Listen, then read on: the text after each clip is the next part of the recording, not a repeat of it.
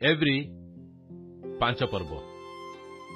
कारण प्रत्येक महायाजक जेपरी पाप निमंते नैवेद्य और बलि उत्सर्ग करिपारंती, सेथिपई से मनुष्य मानक मध्य नीत होई ईश्वर को सेवा संबंध रे मनुष्य मानक पक्षरे नियुक्त हुअंती।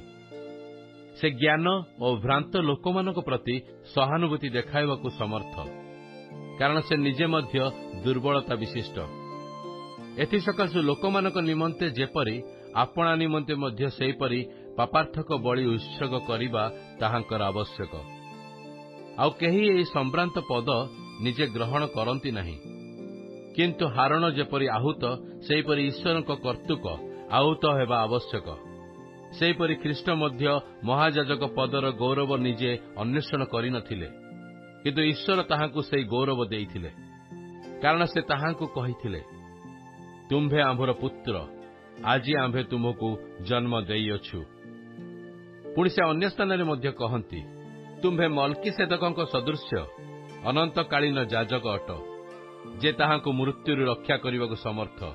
ताहांको निकटरे से आपना पार्थिव जीवन रे थिबा समय रे प्रबल आत्मनाद, अश्रु सहकार प्रार्थना और विनती उत्सर्ग करथिले। आ उत्तर स्वरूपे आशंकार रक्षा पाई पुत्र हेले हे दुख भोग द्वारा आज्ञावहता शिक्षा कले। पुणी सिद्ध होई निज आज्ञाकारी मानक प्रति अनंत परित्राणर कारण स्वरूप हेले। एहेतु से ईश्वर कर्तृक मल्कीसेदकଙ୍କ सदृश्य महायाजक बोली नाम प्राप्त हेले।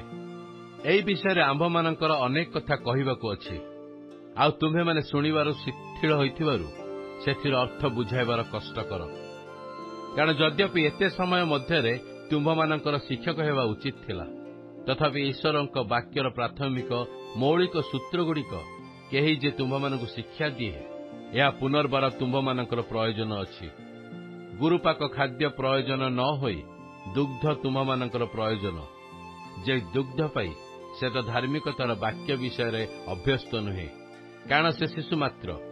किंतु वयप्राप्त लोके अर्थात जो माने ज्ञानेन्द्रिय गुड़िकर अभ्यास द्वारा भल मंद निरूपण करने को सक्षम, सेमानक निमंते गुरुपाक खाद्य प्रयोजन।